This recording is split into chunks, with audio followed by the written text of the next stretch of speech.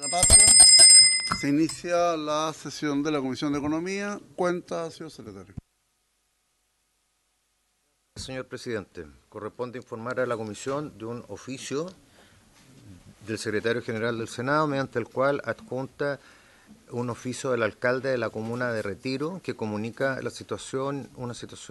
y solicita implementación de apoyo económico ante la realidad frutícola de berries en su comuna.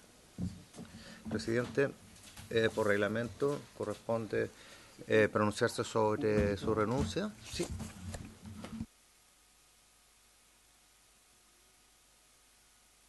Yo te voy a dejar que hagamos el traspaso final.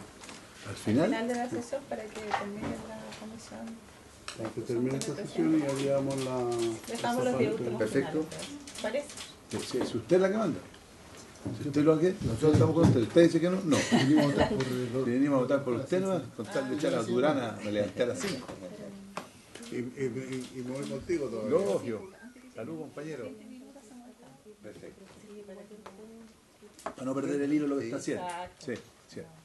Lo ha hecho bastante bien este señor. De todas A pesar de maneras, ser de Arica. igual usted hace la cuenta como corresponde. Eso está establece que vamos a hacer al final. Y comenzamos el tiro con la revisión del proyecto. Cuenta, señor secretario. Presidente, un oficio del alcalde de comuna de Retiro que comunica una situación que los afecta y solicitan implementación de apoyo económico ante la realidad frutícola de los berries en su comuna. Eso es solamente, presidente. ¿Alguna consulta en relación a la cuenta? No solo en la cuenta, presidente, hablando serio, quiero agradecerle su presidencia porque lo ha hecho en forma impecable, no en serio. Usted sabe que cuando hablamos serio, se ha hecho un trabajo muy bueno y usted ha logrado, ¿no es cierto?, que tengamos un trabajo prelegislativo con el gobierno muy eficiente y la cosa ha funcionado. Así que lo felicito y le agradezco su trabajo. Gracias, senador.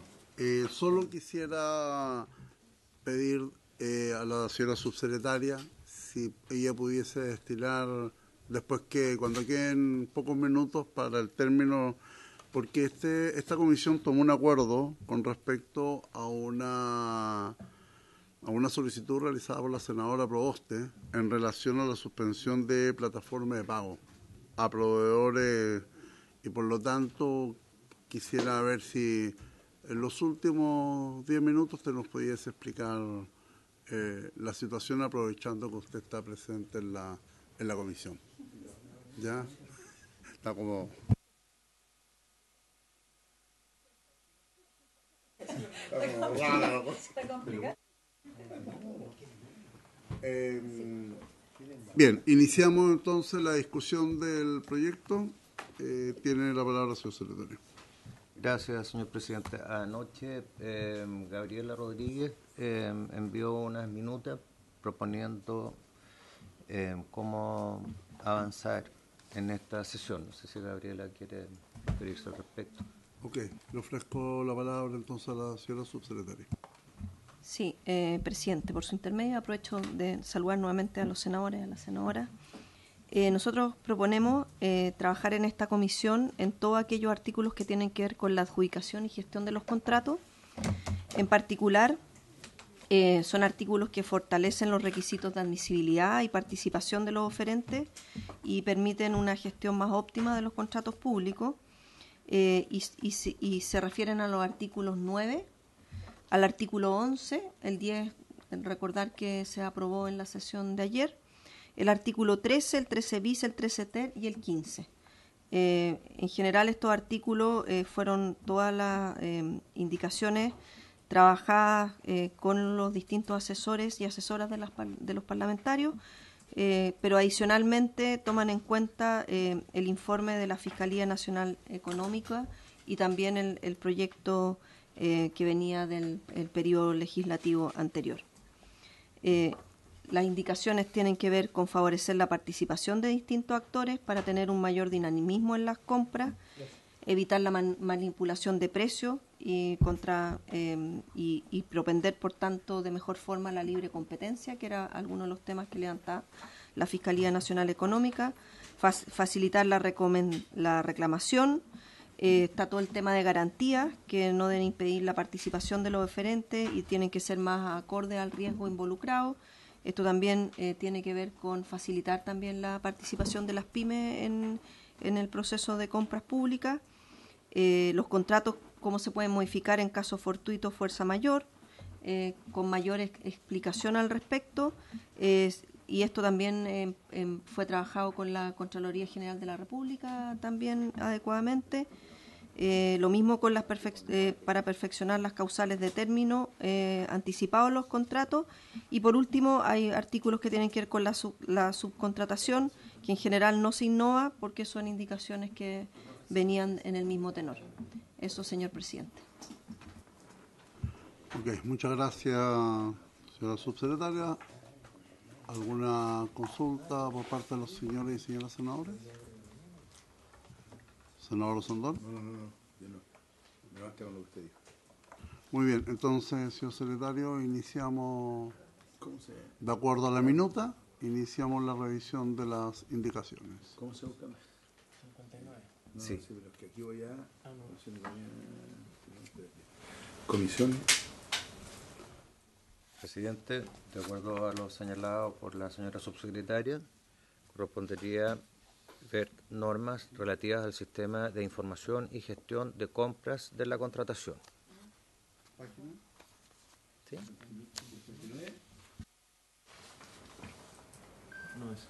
¿O adjudicación y gestión del contrato? Perdón, ¿puedo hacer la precisión? Sí, son las normas de adjudicación y gestión del contrato que parten en el artículo 9. Claro, adjudicación y gestión de contrato. En primer lugar está el artículo 9 sobre inadmisibilidad de las ofertas. Está en la página 59 del comparado. Ya, estaríamos en la indicación número 11.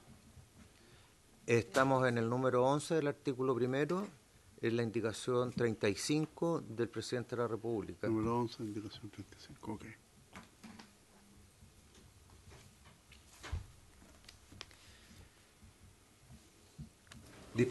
Propone reemplazar el artículo 9 por el siguiente. Artículo 9. El órgano contratante declarará inadmisibles las ofertas cuando determine que éstas no se ajusten a los requerimientos señalados en las bases de licitación, la ley o el reglamento. Asimismo, declarará inadmisible una o más ofertas cuando se presentaren en un procedimiento de contratación ofertas simultáneas respecto de un mismo bien o servicio por parte de empresas pertenecientes al mismo grupo empresarial o relacionadas entre sí. En este caso, el órgano contratante considerará para efectos de la evaluación de la licitación pública solo la oferta más conveniente, según se haya establecido en las bases presentadas por el grupo empresarial o las relaciones relacionadas entre sí, y declarará inadmisible las demás. Para estos efectos se entenderá que dos o más oferentes, cualquiera sea su naturaleza jurídica, son del mismo grupo empresarial cuando a su respecto de estos concurran alguna de las siguientes circunstancias. A. Una sociedad y su controlador. B. Todas las sociedades que tienen un controlador común y este último. Para estos efectos es controlador toda persona o grupo de personas con acuerdo de actuación conjunta que directamente o a través de otras personas naturales o jurídicas participa en su propiedad y tiene poder para realizar alguna de las siguientes actuaciones. A. Asegurar la mayoría de los votos en las juntas de accionistas y elegir a la mayoría de los directores tratándose de sociedades anónimas, o asegurar la mayoría de los votos en las asambleas o reuniones de sus miembros y designar al administrador o representante legal o a la mayoría de ellos en otro tipo de sociedades. O 2. Influir decisivamente en la administración de la sociedad. Se entiende que una persona o grupo de personas influye decisivamente en la administración de la sociedad cuando directamente o a través de otras personas naturales o jurídicas controla al menos el 25% del capital con derecho a voto de una sociedad o del capital de ella. Se entenderá para efectos de la evaluación de dos o más oferentes se entenderá para efectos de la evaluación que dos o más oferentes son empresas o personas relacionadas en los siguientes casos. A. Entidades que pertenecen a un mismo grupo empresarial, cualquiera sea su calidad o estructura jurídica. B. Las personas jurídicas que tengan respecto a la sociedad la calidad de matriz, coligante, filial o coligada en conformidad a las definiciones contenidas en la Ley 18.046. C. Una sociedad y sus directores, gerentes, administradores, ejecutivos, principales o liquidadores de la sociedad y sus cónyuges o sus parientes hasta en el segundo grado con consanguinidad, así como toda entidad controlada directamente o a través de personas por cualquiera de ellos. D. Una sociedad y toda persona que por sí sola o con otras que tenga acuerdo con actuación conjunta pueda designar al menos un miembro de la administración de la sociedad o controle un 10% o más del capital o del capital con derecho a voto si se tratare de una sociedad por acciones. E.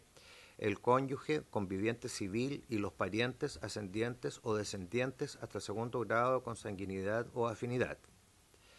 F. Todas aquellas empresas que tengan la misma persona beneficiaria final, según los términos señalados en el artículo 16 de la presente ley. Asimismo, se declarará desierto el procedimiento de contratación cuando no se presentaren ofertas o cuando las ofertas presentadas no fueran convenientes a los intereses de la entidad licitante. En todos los casos señalados en el presente artículo, la resolución del organismo del Estado deberá ser fundada. Gracias, señor secretario. Le ofrezco la palabra al Ejecutivo. Presidente, sí, esta indicación lo que busca es justamente hacerse cargo de algunos de los aspectos que se señalaban en el informe de la Fiscalía Nacional Económica en relación a que personas que están en empresas relacionadas podrían haberse puesto de acuerdo en licitaciones eventualmente para alguno de ellos ser, digamos, beneficiado. Entonces, lo que se busca acá es normar aquello y los artículos a los que se hace referencia en general se basan en las leyes de sociedad anónima, pero no de manera restrictiva, porque se entiende que en el proceso de compra pueden participar empresas que no solo son sociedades anónimas, sino también están las pymes, etcétera. Ese es el objeto de esta indicación. Gracias, señora subsecretaria. ¿Se ofrece la palabra?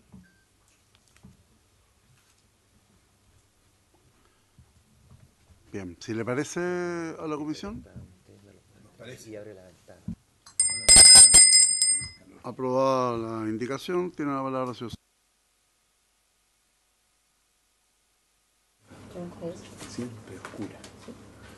La siguiente indicación es de la senadora señora Carvajal y señores Elizalde y Pizarro para eliminar en el inciso primero el artículo 9 de su oración final,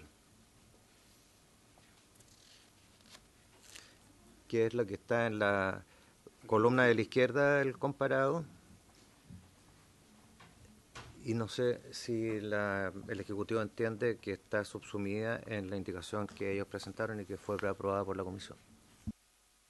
¿Se ofrece la palabra al Ejecutivo?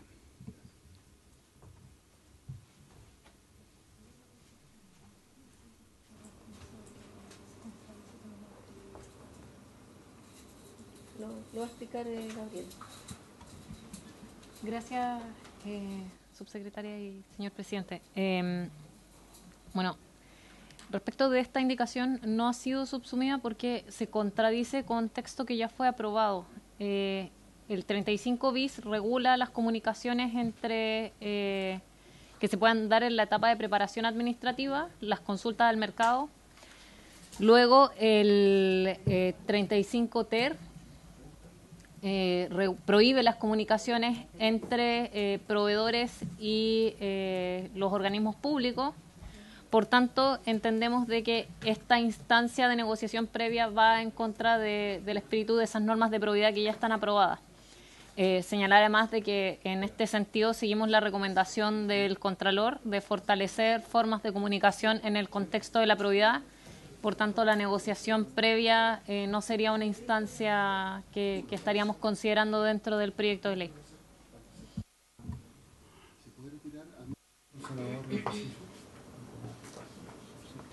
Tiene la palabra La senadora Loreto Carvajal. Gracias, presidente. Sí, en relación a que hay obviamente una contradicción de la cual nosotros entendemos, quisiéramos retirar la indicación, solo que desde el punto de vista técnico quisiéramos que se pronunciase el secretario a propósito que está un senador que ya no está en ejercicio como autor también de esta indicación, sin perjuicio que el senador Elizalde y que les habla estaríamos por retirarla. Se ofrece la palabra al señor secretario, quien pide un pronunciamiento que creo que usted ya lo había explicado Efectivamente, en una comisión anterior. Claro. Una indicación cuando tiene varios autores subsiste mientras alguno de los autores no la retira. Claro, en este caso la indicación es de la senadora Carvajal y el senador Elizalde, que están por retirarla, pero subsiste como autor el ex senador señor Pizarro, quien está imposibilitado de retirarla. Okay. Había pedido la palabra del Ejecutivo. Gabriela. Sí, gracias, señor presidente. Solo mencionarle que yo escuché mal al secretario, les pido disculpas, pensé que se refería a la siguiente, a la 37. La 36, por su parte, señalar de que tampoco ha sido subsumida por el Ejecutivo, dado que esta eliminaba la inadmisibilidad cuando no se ajustan a los intereses de las entidades contratantes. Esto en el sistema existe hace bastante tiempo y en general se entiende que es parte de la facultad de revocación que tienen los servicios. Entonces, por eso decidimos mantener en el texto, que está en el inciso penúltimo, la parte referida a no ajustarse a los intereses de la entidad contratante, dado que es una práctica que existe, que se reconoce dentro del sistema administrativo que los servicios tienen facultades de revocación y que en general, como es justificada, dado que no pueden llegar y dictar una resolución, sino que tienen que hacerlo de manera fundada, es bien utilizada. Entonces, por eso como Ejecutivo no lo subsimos. Y reitero las disculpas porque pensé que se estaban refiriendo a la siguiente. Sí, solo reiterar que en cómo estaba redactado originalmente el texto, salía a eliminarse la oración al inicio, pero ahora eso quedó redactado y es de la siguiente forma, y me gustaría volver a leerlo para que estemos claros en qué estamos hablando. Asimismo,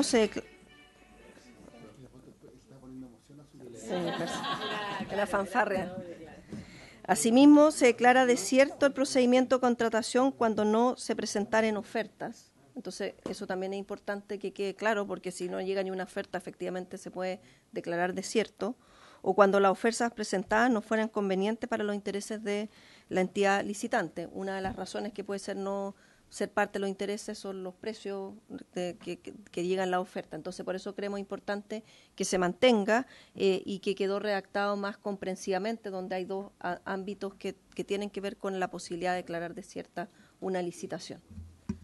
Ok, muchas gracias. Sí, solo señalar que en el mismo artículo 9 hay un tema en la letra C que se le pasó al secretario, que es agregar a los convivientes civiles dentro de la sociedad, una sociedad y sus directores, gerentes, administradores, ejecutivos, principales o liquidadores de la sociedad y sus cónyuges, agregar convivientes civiles. Que son... A mí no se me pasó, no está mencionado en la indicación. No, digo que a mí se me pasó mencionarlo, que era parte de los temas que había mandado en la minuta Gabriela el día de ayer. Pero también está en la C, era solo para precisión, si están de acuerdo los senadores y senadoras aquí presentes, podemos agregarlo. A ver, para ordenar un poco, sí, porque tenemos como varios puntos. Lo primero es que, independiente de los argumentos entregados por el Ejecutivo, los autores de la indicación número 36 han solicitado retirarla. ¿Es así? Dos de sus autores. Dos de sus autores. Entonces, se retira la indicación y se aprueba con modificaciones en la letra C de lo que ha manifestado la subsecretaria en relación a agregar el término conviviente civil. ¿Sí le parece?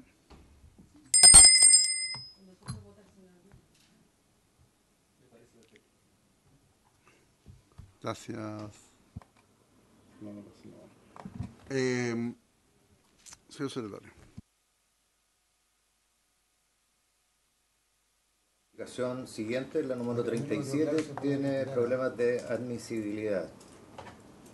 Es una indicación de la senadora señora Carvajal y señores Elizalde y Pizarro para consultar a continuación del número 11, un número nuevo, el siguiente tenor, sobre negociación, dice.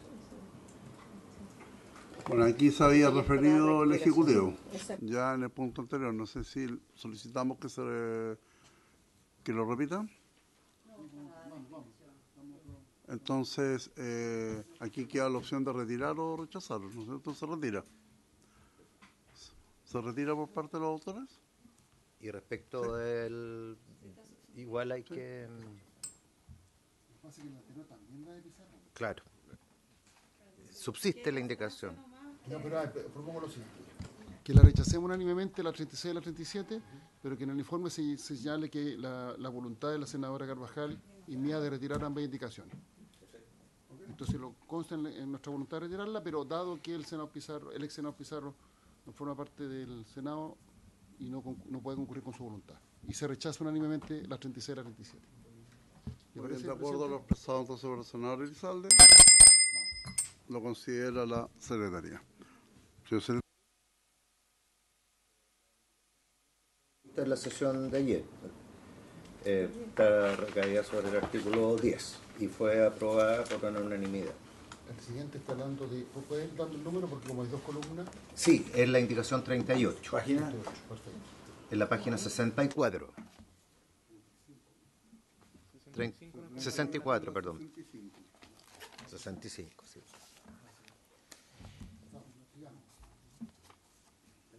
Tendríamos que es la 39. Sí, la indicación siguiente tiene problemas de admisibilidad también, es una indicación de la senadora Aravena, cuando dice el Estado garantizará a los adjudicatarios que celebren contratos con la administración pública en virtud de esta ley, que adoptará todas las medidas en materia de seguridad y orden público para que el contratista y su personal puedan ejecutar el contrato de manera segura, debiendo resguardar su integridad física y la de sus bienes en caso de ser necesario. Ejecutivo, esta indicación está... ¿La opinión de ustedes con respecto a esta indicación? Presidente, por su mire, efectivamente consideramos que es inadmisible, pero creemos que los ámbitos de seguridad y resguardo, ¿no es cierto?, para que correctamente los proveedores, pero cualquier persona pueda cumplir con sus propias funciones en materia propia de la agenda de seguridad, más que de incorporarlo en este articulado, que las ideas matrices más bien tienen que ver con el proceso de compra. Señor secretario, entonces se declara inadmisible. Perfecto. Indicación 40 del Ejecutivo.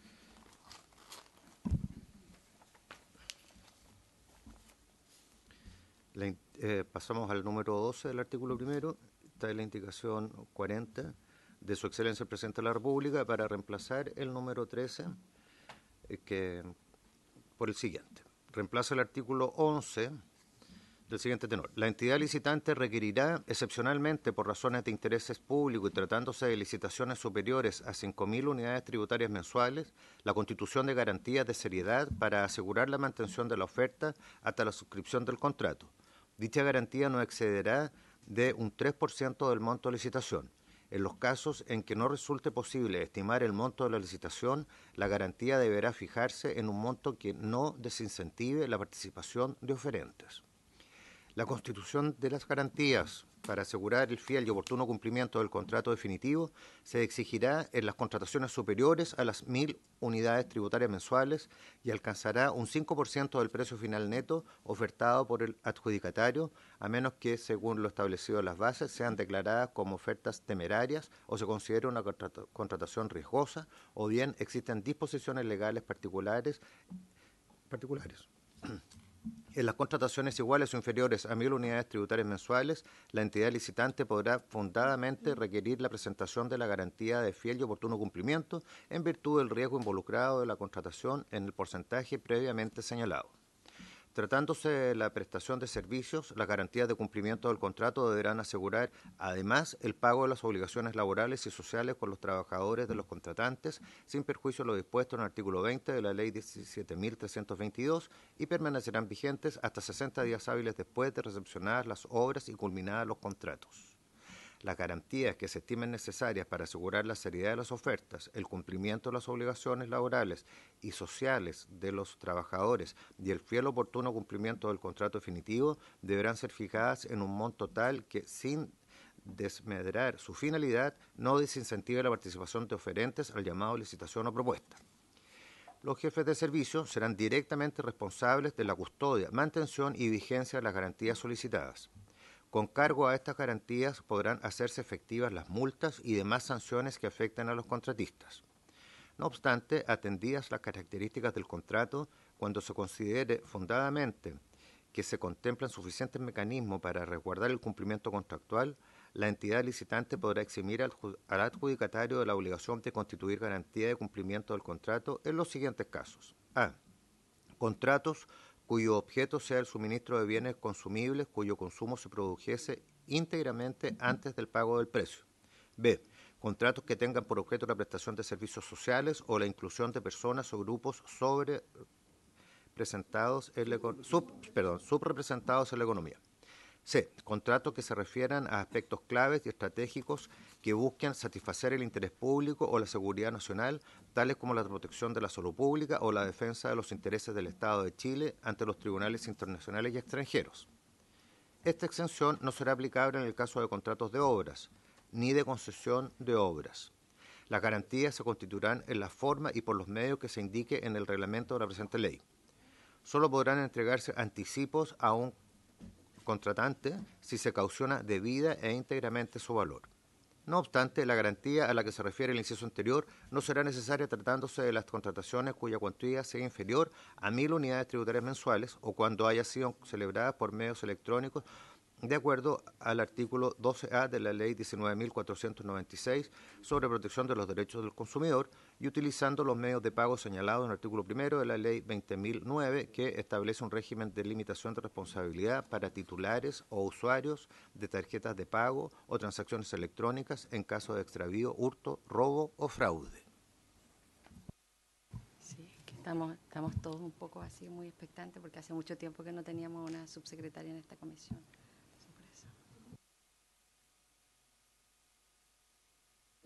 No, por supuesto. Absolutamente. No cualquier subsecretario. Así es. Cambio. ¿Tiene pituto aquí, subsecretaria? No. Mire, si en esta comisión tiene la llana, está al otro lado. No, perdón, ahora... No tiene ni para qué venir con eso. No, si el que sabe, la que sabe. Sí. No, si usted viene llegando, no se mete. En relación a la indicación, tiene la palabra el Ejecutivo. Yo pensé que yo tenía antigüedad, pero también puede ser un poco. ¿Sabes? Usted tiene experiencia. Eso. Acumulado experiencia. Si a usted se le ha caído el pelo, estoy de acuerdo. Acumulado juventud. Quería explicar que en general todo el texto a que se refiere este artículo toma como referencia lo propuesto por los y las senadoras con algunas precisiones para poder adecuarlo a la normativa y algunos aspectos que estaban hoy día en el reglamento. Y el principal objetivo, la verdad, es lo que aquí se ha planteado en varias sesiones previas, de no desincentivar la participación de las empresas de menor tamaño a través de las garantías. Y por eso se fijan los montos, se fija el porcentaje y algunos aspectos que hoy día en realidad estaban llevados a reglamento. No sé si hay que entrar con mayor detalle, pero ese es como el espíritu de toda la indicación. Muchas gracias, señor subsecretario. Se ofrece la palabra. ¿Sí le parece? Sí. El presidente la declara inadmisible, pero se entiende subsumida por la indicación del Ejecutivo. Así se ha hecho en otras oportunidades en una situación similar. Ok, entonces ya está aprobada la indicación número 40 unánime y si bien es inadmisible, la 41 se declara subsumida. Se declara subsumida la 41 y está aprobada la 40. Señor secretario.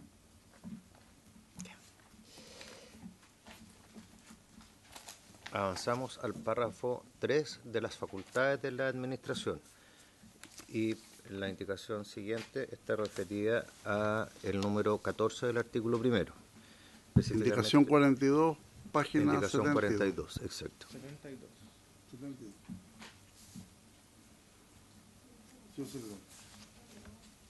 ¿O no?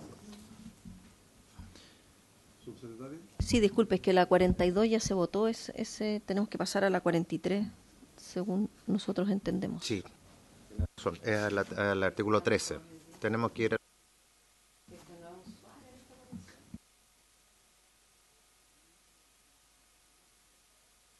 Al senador Sandón este tipo de comentarios a veces le generan molestia por su oposición enérgica al gobierno, pero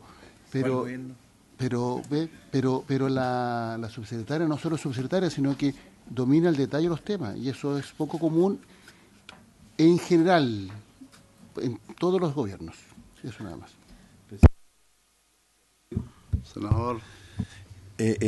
La falta de experiencia en este gobierno se nota un poco más, y por primera vez tenemos una subsecretaria que realmente sabe más que nosotros. Así que la felicito, está absolutamente avalada por nosotros, no solo por ustedes, pero no se mete en foros. Si queremos explicar y hablar de la mater del gobierno, busquemos un indulto. No le voy a contestar para no ofenderlo. Para no estropearle su viaje a Colombia. Señor secretario, por favor. Por favor, señor secretario. Entonces, vamos al artículo certifique, 13. A ver, certifique la indicación 42 que ya sí, está... efectivamente, ya había sido visto en una sesión anterior y como mencionó la subsecretaria al inicio de esta sesión, corresponde ir al artículo 13, 13 bis, 13 ter y posteriormente al artículo 15. Ok, pero que tenemos también la indicación 43. Esa fue declarada inadmisible, claro, y subsumida, sí. Por lo tanto, independiente del título, pasamos a la indicación 44. Claro, lo mismo ocurrió con la indicación 47. 44. A ver. Sí, que estoy más adelante, estoy viendo las indicaciones del artículo 13. Sí, pero para ir ordenando. El resto de las indicaciones de este título están aprobadas y nos vamos ya se vio el artículo 12. Ok, nos vamos entonces a la indicación. Al artículo 13. Artículo 45. 13, indicación 45. Sí, indicación 45. Ya, tiene la palabra entonces, señor secretario. Página 77 del comparado. Es una indicación de Su Excelencia el Presidente de la República para intercalar los numerales 17 y 18 nuevos. Página 77 del comparado. Okay. Número 17. Reemplácese el artículo 3 por el siguiente. Artículo 13. Los contratos regidos por la presente ley solo podrán modificarse durante su vigencia cuando se dé alguno de los siguientes supuestos. A. Cuando así se haya previsto en las bases de licitación o el contrato. En tal caso, no podrá alterarse la aplicación de los principios de estricta sujeción a las bases, igualdad de los oferentes y el equilibrio financiero del contrato. Tampoco podrá aumentarse el monto del contrato más allá de un 30% del monto originalmente pactado, siempre que el organismo del Estado cuente con disponibilidad presupuestaria para ello. B. Excepcionalmente, cuando por circunstancias de caso fortuito o fuerza mayor, el proveedor esté impedido de cumplir sus obligaciones y que no se haya previsto en las bases o el contrato. El organismo del Estado estará facultado para aumentar el plazo de ejecución del contrato o la orden de compra mientras dure el impedimento. Asimismo, podrá realizar una modificación a los bienes o servicios comprometidos en el contrato o la orden de compra, siempre y cuando existieran razones de interés público y que ésta permita satisfacer de igual o menor forma la necesidad pública que hubiere dado origen al procedimiento de contratación. Cualquier modificación de aquellas señaladas en el presente artículo deberá aprobarse mediante acto administrativo fundado en que se consignen las razones que justifiquen las modificaciones efectuadas al contrato o la orden de compra y publicado en el Sistema de Información y Gestión de Compras Públicas. Las modificaciones señaladas deberán respetar el equilibrio financiero del contrato y el valor de ésta no podrá exceder independientemente o en su conjunto con las demás modificaciones realizadas a este durante su vigencia el equivalente al 30% del precio originalmente convenido entre el proveedor y el organismo del Estado, siempre que este último cuente con disponibilidad presupuestaria para ello. En ningún caso podrán aprobarse modificaciones que puedan alterar los elementos esenciales del contrato u orden de compra inicial. Esa es... Ok, Ejecutivo. Sí, efectivamente esta indicación lo que busca es también reflejar el trabajo de la mesa y en particular ordenar el proceso de modificación de los contratos. Y la indicación parte primero, como lo vamos a ver a continuación, con este artículo que modifica cómo se modifican los contratos. Después hay un artículo que sigue a propósito del término de los contratos y a continuación los incumplimientos y multas. Lo menciono en ese orden, aunque me estoy adelantando en la discusión, a propósito de las indicaciones presentadas por los senadores y la senadora Carvajal, el senador Elizalde y Pizarro, que probablemente vamos a tener el mismo tema anterior, porque parten las indicaciones por las multas y aquí en realidad están subsumidos los contenidos, pero el orden es primero modificación, después término y después aplicación de multa por incumplimiento, que es un poco como se regula, ¿no es cierto?, el proceso de compra. También podemos ir en más detalles si necesitan. ¿Consultas? Yo tengo una consulta en relación a este 30%. En la práctica, digamos, cómo funciona esta modificación que puede alterar obviamente la oferta y cómo eso convive con la transparencia del proceso o de los oferentes que participaron en este proceso.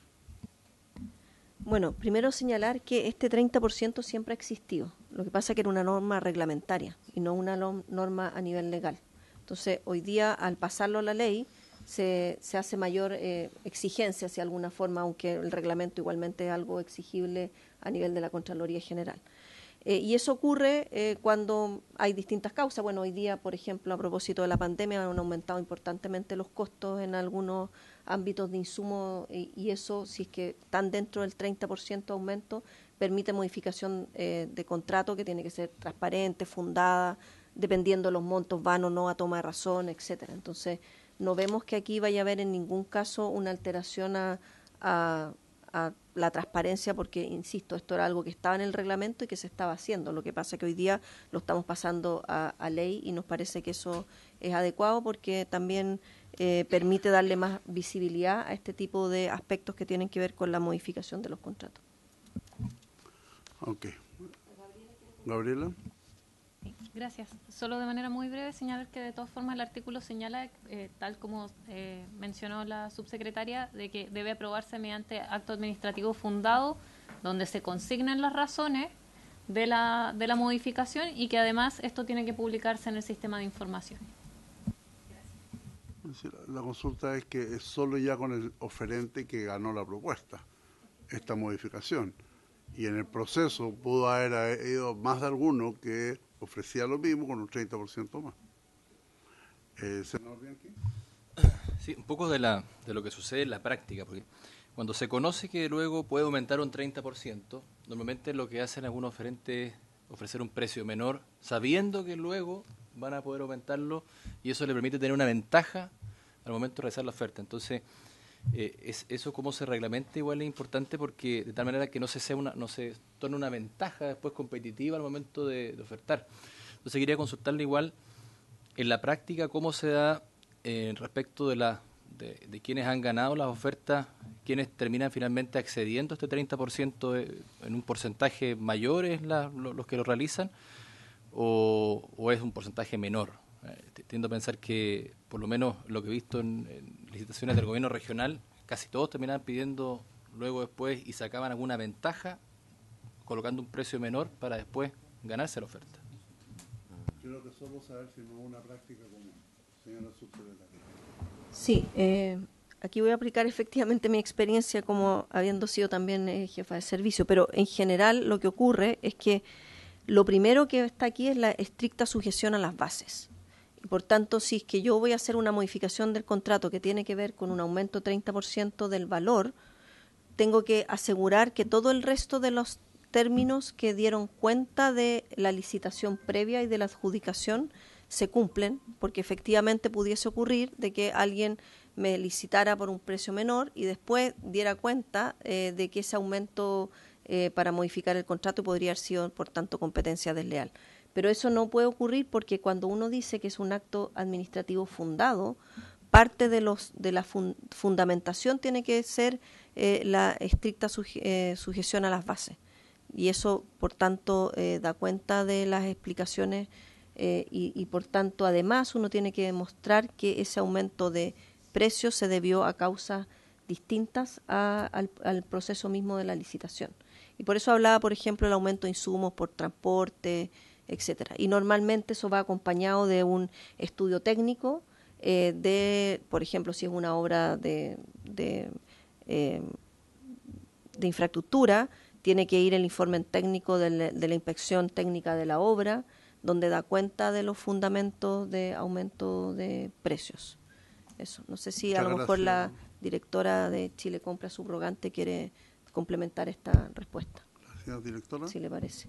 Gracias, señor presidente, por su intermedio, señora subsecretaria y presidente.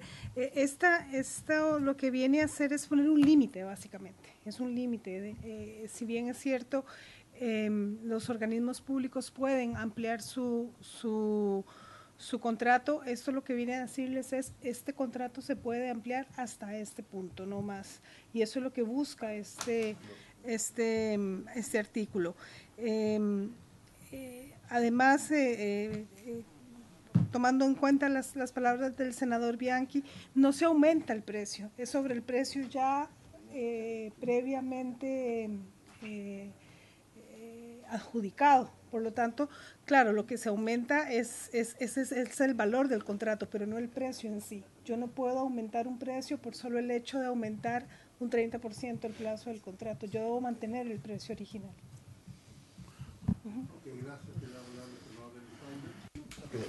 Para leer cómo quedó la norma, que yo estoy con incluso del papelito. ¿En qué página están? Es la página 77 del comparado. Y este punto está en la 78. 78. 79. Este punto está en la 79.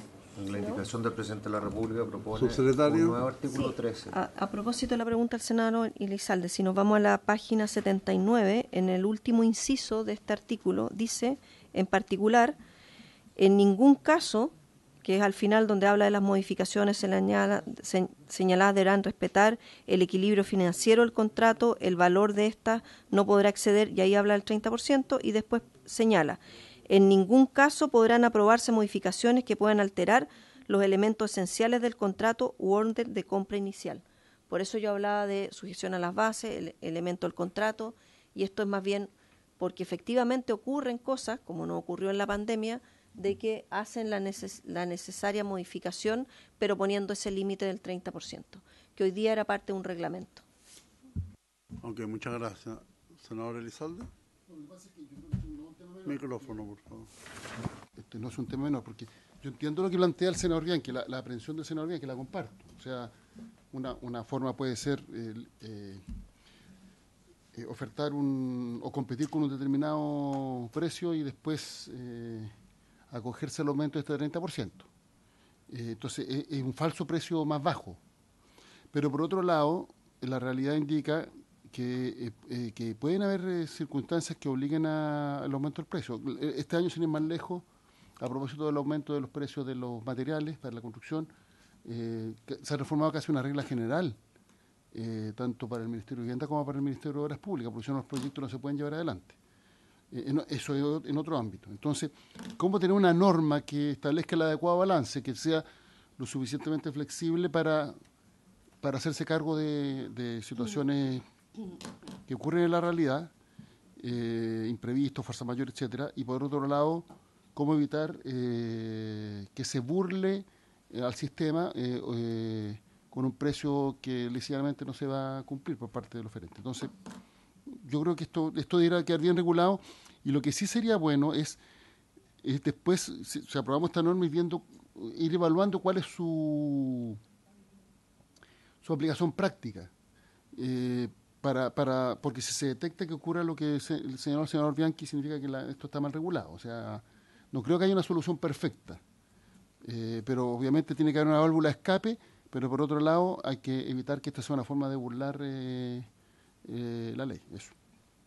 Sí, antes de ofrecerle la palabra, señora subsecretaria, manifestar Sí. de que, a ver, yo creo en los argumentos de la justificación fundada, pero la consulta en relación a lo que ha planteado el senador Bianchi es qué grado, si es una práctica común o esto efectivamente es algo que se da de manera casual, y quién evalúa la justificación fundada y finalmente si esto es con toma razón de Contraloría o cuál es la jefatura del servicio, quién responde finalmente en que se genere esta práctica. Senador Sondano. Presidente, yo creo que no podemos pretender que una ley arregle todo. El 30% es una válvula de flexibilidad y está en el criterio de los evaluadores, po. Nada más, así es simple. Entonces, eso ha funcionado siempre y lo que tenemos que, en el fondo, evaluar que cuando se haga una licitación se pague el precio justo y eso también depende mucho de los evaluadores y de cómo se llama, de las bases de esta licitación.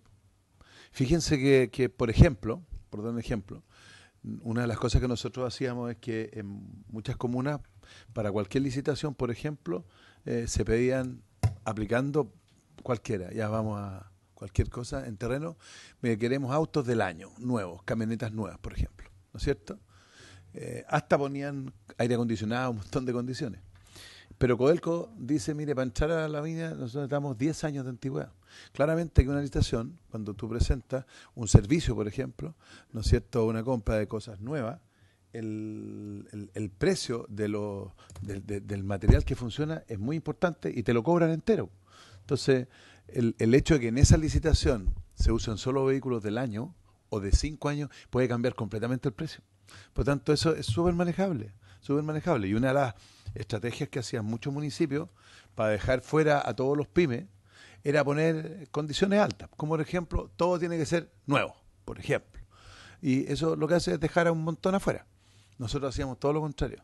Nosotros dábamos las condiciones para que la cosa funcionara, buscábamos la fórmula que nosotros tuviéramos un control para saber que hicieran la pega, ¿no es cierto?, que pudieran funcionar, pero que no nos lleváramos todos los costos. ¿Por qué este ejemplo? Porque una ley es imposible que maneje todo. Necesitamos funcionarios honrados que cuiden los intereses de lo que están haciendo. Y el 30% es una herramienta de flexibilidad. Muchas veces, por esa diferencia, al caerse sale mucho más caro. Mucho más caro. O sea, por ahorrarse un peso en un lado, esto puede perder, porque además aquí hay un costo no solo de plata, un costo de oportunidad, necesidad, etcétera. Muchas de las cosas que se compran son que se necesitan por hoy día, para mañana, y no un mes más después. Entonces, ojo con eso. Yo creo que no hay que tener tanta desconfianza y pretender que una ley pueda ser una especie de caza de ratones de todo. O sea, ahí está el criterio y ahí están las autoridades superiores también para evaluar. Y la toma de razones de la Contraloría no sirve para esto, presidente. Porque la toma de razón no determina si es honrado, si está bien hecho o está mal hecho. Es si cumple con la normativa, nada más. Muchas gracias, senador. Subsecretario. Bueno, estoy de acuerdo con todo lo señalado previamente, pero quiero, a lo mejor, para tranquilidad del senador Bianchi y del resto de los senadores y senadoras de la comisión, que en vez de hablar del 30% del precio originalmente convenido, podemos hablar más bien del 30% del monto. Porque en realidad, cuando uno hace una licitación por un monto que hay múltiples precios involucrados. No sé, el mismo ejemplo que están dando de una obra, hay un conjunto de insumos que tienen cada uno sus precios. Entonces creo que también enreda la forma de cómo se plantea cuando hablamos de un precio, cuando en realidad es el monto de la licitación. Si les parece, podríamos hacer ese cambio, sin perjuicio que evidentemente cualquier cambio del 30% requiere de la resolución fundada, con todos los argumentos, se comparan los precios de mercado en algunos ámbitos cuando corresponde, y adicionalmente, dependiendo del monto, yo sé que alguien puede decir que esto no la Contraloría no hace la diferencia, me parece que sí la hace a la hora de mirar esos fundamentos y en particular en los contratos de cierta cuantía, la modificación del contrato, aunque esté normado que se puede aumentar en un 30%, igualmente tiene que ir a toma de razón. Ok, de acuerdo entonces a lo que ha planteado la señora subsecretaria, se solicita, voy a poner en votación, o si le parece, a esta comisión con modificaciones. Tiene la palabra. Una pregunta por su intermedio a la subsecretaria. Es que una pregunta, subsecretaria, en el tema de la toma de razones depende de los montos, que no me acuerdo bien, porque en el fondo si eso lo aplicamos a los chicos no sería un desastre, digamos. Ahí dependen los montos, si son montos grandes, eso funciona, ya. Me quedo claro con lo que me dijo. Disculpe, pero el 30% se aplica para cualquier sí, contrato. Sí, lo tengo claro. No, lo que pasa es que van a tomar razón la modificación del contrato. Sí, lo que pasa es que, por lo menos mi experiencia, la famosa toma de razón, no es que revise si está bien hecho o está mal hecho, es que si cumple, si se apega a lo que dice la ley. Y nosotros aquí lo que estamos tratando de buscar es que no se use esta herramienta para subir los precios, es que es distinto. Gracias. Senadora Carvajal. Gracias, presidente. Solo un alcance que en el mismo articulado, especialmente en el artículo 13 más bien, en la letra A, se habla también del aumento del monto del contrato más allá de un 30%. Y luego en el numeral, que es el que estamos mirando, se habla de precio. Entonces no sé por qué la variación y no se utilizó el mismo...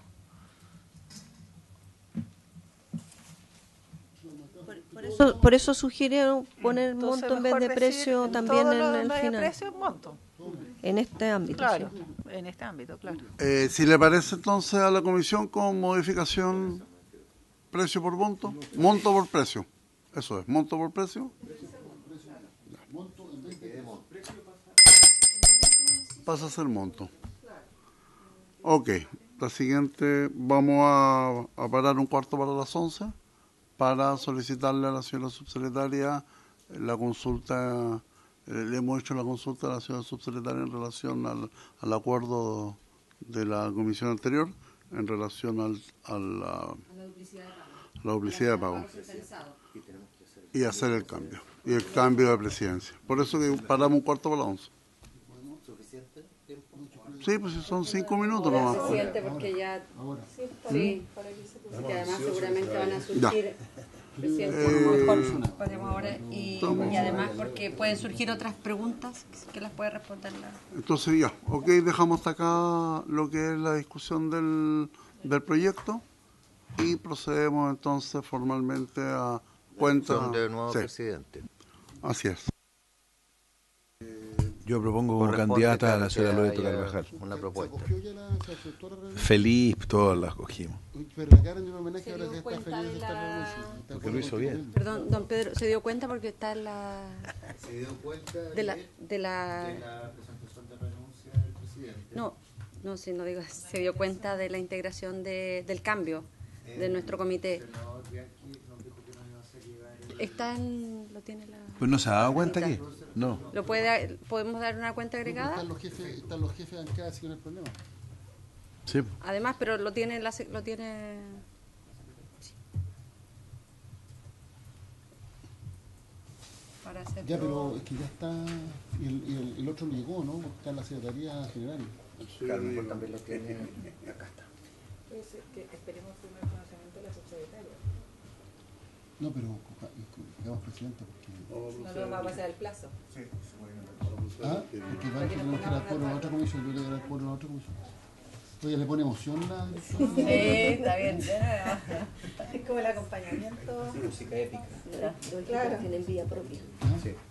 Pero cuando hable, si el día viene el ministro, ahí le pone... A ver, me informan que están esperando la firma del secretario, pero para todo efecto nosotros entendemos que hay un acuerdo. Sí, pero no es responsabilidad nuestra que el subsecretario no se encuentre en el edificio. Nosotros ya...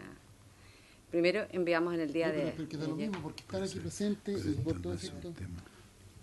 A ver, entonces... Ya están los que han hecho. Yo voy a solicitar el pronunciamiento de la Secretaría en relación a la incorporación de los senadores Elizalde Bianchi, independiente que va a llegar formalizada la firma del señor secretario por los cambios.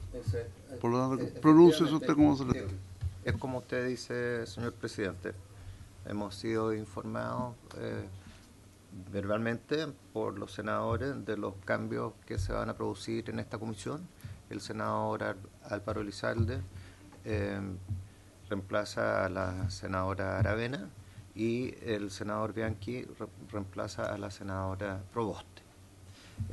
Acá tenemos un documento del Comité Mixto Independiente Partido Demócrata Cristiano, firmado por la senadora Proboste y el senador Bianchi. Lo que sí falta es el documento del secretario que está en tramitación. Entonces, incorporados formalmente y ya durante las sesiones ordinarias de los días martes, los senadores Bianchi y Elizalde. Ahora, en función a los acuerdos, vamos a proceder a proponer a la senadora Loreto Carvajal como presidenta de la Comisión de Economía para el año 2023-2024, periodo legislativo. Así es que, si le parece, la unanimidad de los señores miembros de la comisión. Para darle nominal y le damos a pedir que... Siempre la banda. Nominal de música. Pide la votación, nominal. Unánime, ¿no? Ya fue elegida presidente por unanimidad. ¿Quieren votar? Bueno, senador Bianchi. A favor de senadora Carvajal. Senador Elizalde. Entusiastamente, Loreto Carvajal. Senador Osandón. Siguiendo a mi líder Elizalde, por la señora Carvajal. Senador Durana. Por la senadora Loreto Carvajal. Siguiendo a mi líder. Raros los dos líderes, pero bueno. Senadora Carvajal. Bueno, distinguida con el apoyo de mis estimados colegas, por supuesto que apoyo mi propia nominación. Nada a favor. Por unanimidad. Felicitaciones al presidente saliente, que se lleva una campana ganada, merecida.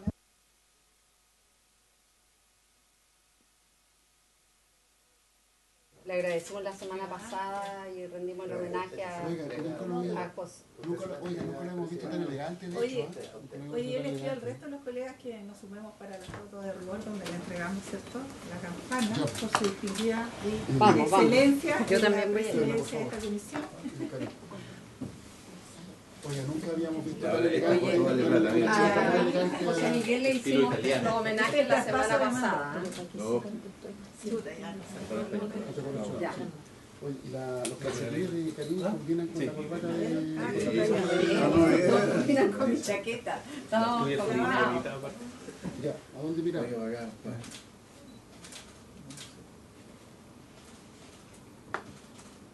¿Esto pasará en el funeral de Durán también, no?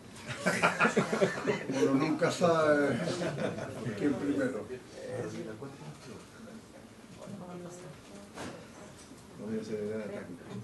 Van a caer las campanas. Muy bien. Muy bien.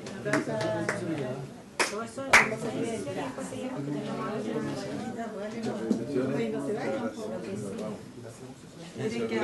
ahora viene el cóctel.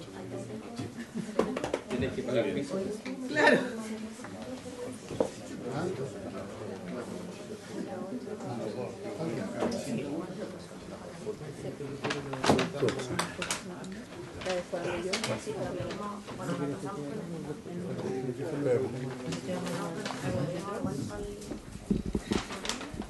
Reanudamos entonces la sesión.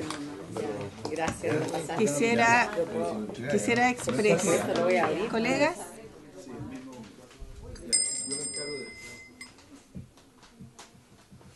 bueno, reanudamos la sesión. Quisiera en primer término agradecer muy sentidamente la posibilidad que me han dado los colegas integrantes de la Comisión de Economía de participar desde esta presidencia delegada, en este caso traspasada por el senador Durán, a quien, por cierto, ha distinguido el trabajo y la celeridad en este importante proyecto que seguimos votando, que esperamos, ¿cierto?, tenga una tramitación en las próximas 3 o 4 sesiones que permita modernizar sobre todo el sistema de compras públicas, que es tan importante, relevante, que ha significado un consenso transversal liderado por el senador Durán a la presidencia, del cual por supuesto nos hacemos eco y esperamos seguir, por supuesto, distinguiendo lo que es el curso de esta tramitación. Por cierto, lo que viene, tenemos a la vista también lo que significa la modificación del pago a 30 días, que es algo que es muy relevante y que para las pymes, por supuesto, para quienes son parte integrante de esta comisión también es muy relevante. Sin perjuicio de aquello, creo, en mi calidad hoy día de presidenta, destacar también que el trabajo que ha significado los consensos, la coordinación transversal, el trabajo de los asesores, va a ser posible que también hagamos eco de lo que significa la tramitación pronta en la situación económica en la que vive el país, el cómo hacemos frente a una inflación, en cómo hacemos frente a una situación económica que afecta a muchísimos chilenas y chilenas y que esperamos también, de acuerdo a las medidas que se vayan generando en una relación, me imagino, cordial, cada uno en sus competencias y espacios con el Ejecutivo, podamos avanzar y dar respuesta. Yo solo señalar y agradecer también la presencia que hemos tenido de la subsecretaria. Le decíamos el día de ayer que ha sido para nosotros también un honor recibirla y tenerla, ojalá permanentemente, en el seno de la discusión de los proyectos que son, en este caso, discutidos en el seno de la Comisión de Economía. Por cierto, a todo su equipo, y en ese contexto, dado que hay una solicitud ya planteada respecto al pronunciamiento, quisiera cederle la palabra a la subsecretaria a fin de que nos pudiera contar, ¿cierto?, qué pasa con el tema de los pagos, qué es lo que se va a pronunciar, pero al mismo tiempo, antes de aquello, si me permiten, quisiera pedir la anuencia y la voluntad de los distinguidos colegas senadores y senadoras para enviar un oficio respecto a lo que ha significado especialmente a la región que a mí me corresponde representar, la región de Ñuble, la región de la Araucanía y por supuesto la región, ¿cierto?, del Biobío respecto a lo que significa en materia de reconstrucción, las directrices que va a dar el Ministerio de Economía, los diagnósticos que ya imagino están en sus manos y los planes económicos que se van a definir o que si están definidos quisiéramos conocer en la comisión, particularmente en emprendimiento y áreas de desarrollo tan relevantes como el turismo, como la agricultura, por supuesto el emprendimiento, y en ese contexto quisiera permitirme solicitar la autorización de ustedes para enviar ese oficio, que se lo haré llegar, ya lo tengo contenido delimitado, pero en esa materia al secretario para poder enviarlo. ¿Habría acuerdo para ello? ¿Habría acuerdo, si les parece, para enviar ese oficio? Muy bien. Le sobra la palabra a la senadora Yasna Proboste para luego, ¿cierto?, escuchar a nuestra subsecretaria. Muchas gracias, presidente. Solo para colocar en contexto la consulta que hicimos en la última sesión, esto a raíz de la decisión del gobierno de volver a restablecer el pago centralizado, esto a raíz de la información que conocimos a través del oficio que se evacuó en ese momento, que tenía que ver con la duplicación de pagos, que fue precisamente uno de los temas que comentamos en esta comisión el año pasado con las antiguas autoridades, pero que nunca tuvimos certeza respecto de cuál era el camino en esa solución, hasta que nos encontramos, tal como usted lo decía, en un año en donde la situación económica es compleja, por no hablar derechamente de una crisis, en una baja productividad, en el aumento en materia del desempleo, con una alta inflación, en una afectación muy significativa a las empresas de menor tamaño, y por lo tanto esta decisión del gobierno de establecer este pago centralizado es una afectación directa a las empresas de menor tamaño. Entonces, acordamos unánimemente en esta comisión evacuar un oficio y particularmente tenemos especial interés en conocer cuál es el porcentaje de facturas pagadas 2 veces en relación a la totalidad de facturas pagadas. Si es que podemos conocer cuánto ha sido el monto de pagos anuales con el sistema centralizado y de ese monto total cuál es el porcentaje que está dirigido a empresas de menor tamaño. Cómo a partir de esta decisión nuevamente de recentralizar el pago, cómo va a funcionar ahora el sistema de confirming del Banco Estado, que había sido un apoyo muy importante para las empresas de menor tamaño, en donde ellos mismos valoraban. Nosotros tuvimos la ocasión de, a raíz de una convocatoria que hizo el delegado provincial del Huasco, Rodrigo Loyola, de reunirnos con proveedores, con el Estado, y nos decía, mire, ahora esto ya no tenemos que factorizar, lo hace el Banco Estado, es rápido, una semana, tenemos liquidez para poder pagar a los trabajadores. Entonces es importante saber cómo va a quedar esta situación con el Banco Estado, quién va a hacer este reconocimiento, si lo hace el servicio, se hace centralizadamente. Creo que también es importante para esta comisión saber cuál es el nombre de los organismos que han duplicado el pago, porque finalmente, si esta práctica se concentra en 2 o 3 organismos, ¿cuál es la necesidad de poder realizar de manera masiva esta recentralización de los pagos? ¿Y cuál es el plan para poder resolver hoy esta situación? Y cómo, a propósito de la agenda legislativa que la presidenta decía, el pago a 30 días, las reformulaciones y las modificaciones, bueno, ¿cómo se puede establecer dentro de este plan el que los gremios de empresas de menor tamaño puedan conocer cuál es finalmente el tiempo de demora para las empresas de menor tamaño en este pago centralizado, y cuál es la estimación que hace el Ejecutivo? Porque obviamente cuando esta idea se le ocurrió al gobierno del presidente Piñera, todos unimos nuestras voces señalando en que esto era un retroceso respecto al tema de desconcentración, de transparencia, y particularmente transparencia para las empresas de menor tamaño, de saber cuánto finalmente están demorando el Estado en pagar los servicios, insisto, a las empresas de menor tamaño. Eso, Presidenta. Gracias, senadora Proboste. No sé si hay alguna otra consulta que quieran dirigir a la subsecretaria, entendiendo que hay un oficio, ¿cierto?, que se envió el 14 de marzo, en donde no ha llegado una respuesta formal aún, pero quisiéramos que, ya que tenemos a la subsecretaria acá, poder tener alguna pronunciamiento respecto a aquello. Tiene la palabra, subsecretaria. Bueno, muchas gracias, y por supuesto puedo tratar de aclarar todas las preguntas, pero algunas de las que acaba de señalar la senadora Proboste. Disculpe, subsecretaria, solo agregar que entiendo que esta decisión no fue en el periodo en que usted asumió recientemente como subsecretaria. Sí, pero más allá de eso, mi tema es que no tengo todos los datos con el nivel de detalle que está solicitando la senadora Proboste, pero entiendo que la Dirección de Presupuesto, que es lo que conversé con la directora el día de ayer, está próximo a evacuar el oficio que se mandó desde esta comisión. Sin perjuicio a aquello, puedo igualmente dar algunos de los fundamentos que llevaron a la toma de esta decisión. Bueno, el principal fundamento tiene que ver con el resguardo, ¿no es cierto?, de los usos fiscales, cosa que hoy día no se podía hacer con la plataforma recibida, porque esta plataforma parte como un sistema piloto el año 2020, donde se sumaron 50 servicios.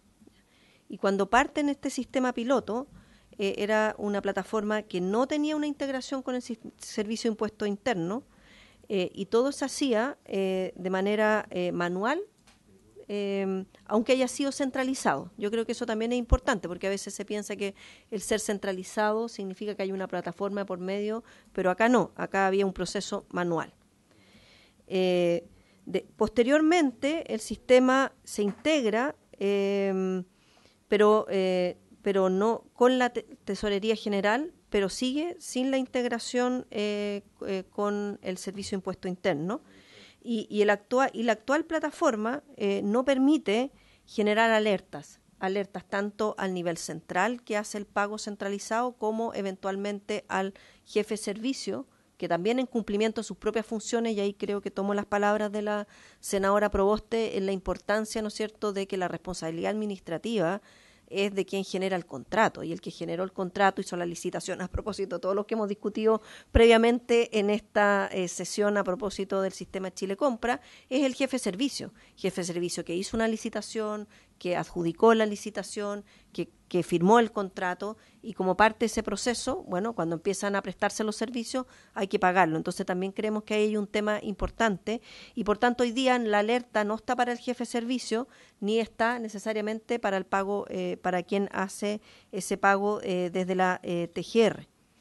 Dado eso, y que esto también fue representado, ¿no es cierto?, por la Contraloría General de la República a la Dirección de Presupuesto en una auditoría que también viene desde el gobierno del periodo anterior.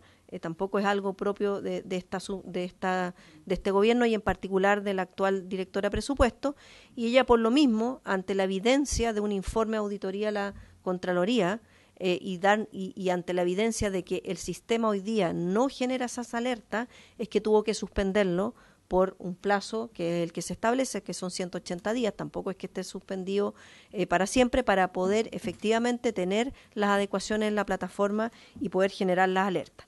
Pero yo creo que más que hablar de plataforma, lo importante es lo que también pregunta la senadora Proboste y el oficio enviado por toda esta comisión, es si esto va a afectar o no va a afectar los pagos a quien presta el servicio. Yo creo que ese es el tema de fondo finalmente, ¿no? Y nosotros creemos firmemente, y ahí me uno yo y estoy de acuerdo con lo que plantea la DIPRES, de que esto no lo va a afectar, porque producto de esta decisión que fue hecha, insistimos, sin que todo lo necesario estuviese adecuadamente preparado, han ocurrido cambios y dos de esos cambios son muy importantes y que tienen que ver con el proceso de pago. Uno es el devengo automático de la factura.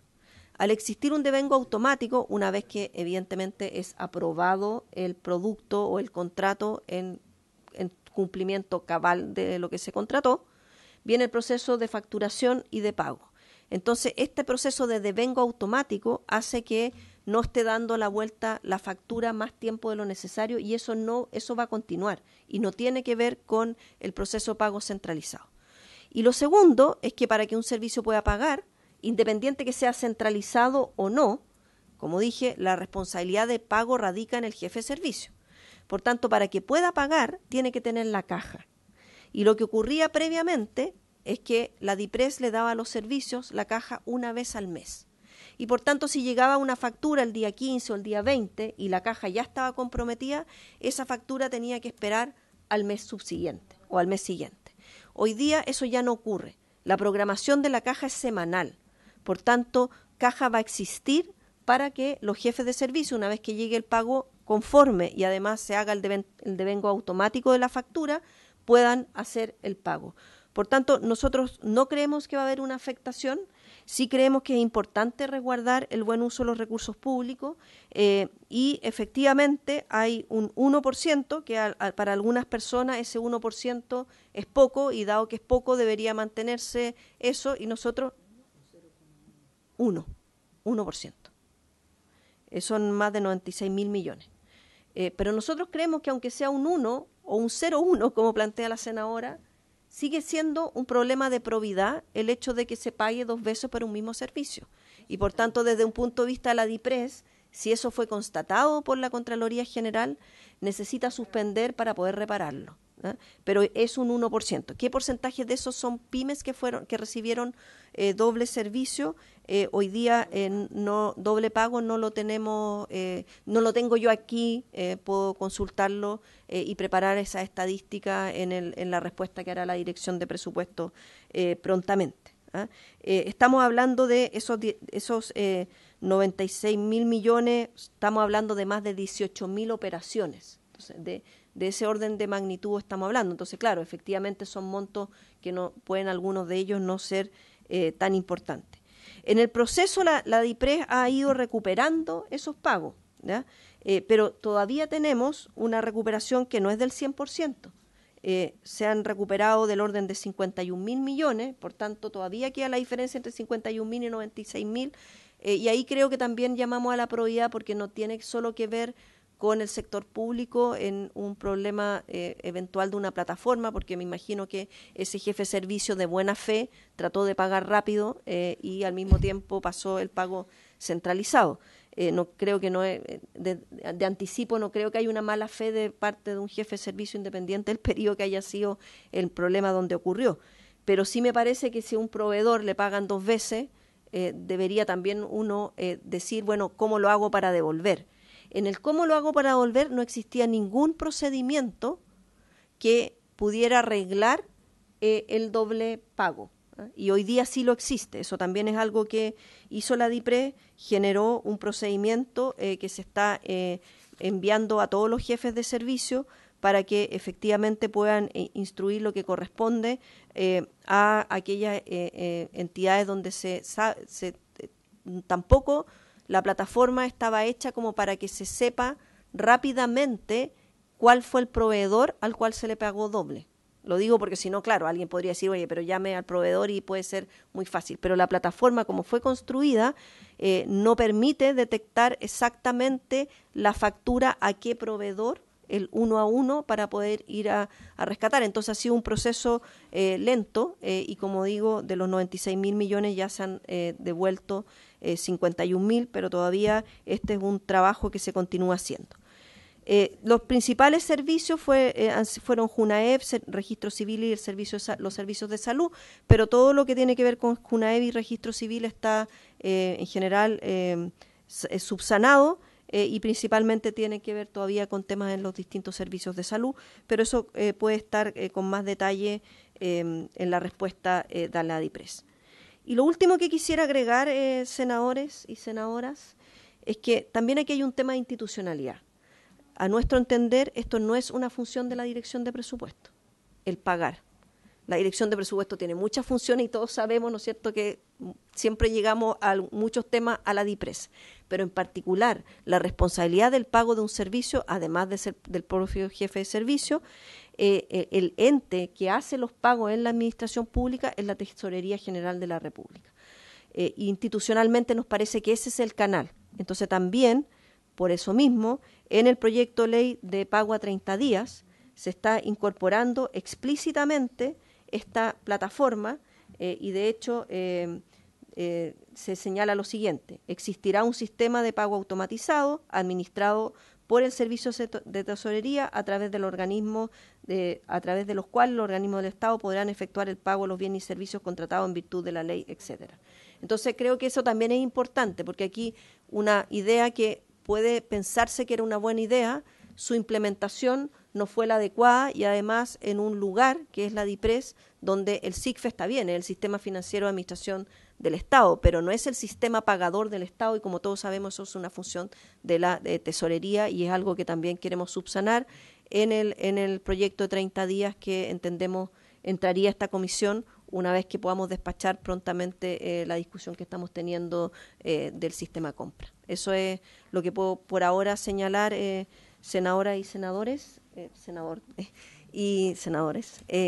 Pero evidentemente la DIPRES está a puertas de entregar un oficio con todos los detalles y si hay consultas adicionales a ese oficio que llegará de la Dirección de Presupuesto, la directora está con completa disponibilidad de venir a explicar a esta comisión si es necesario.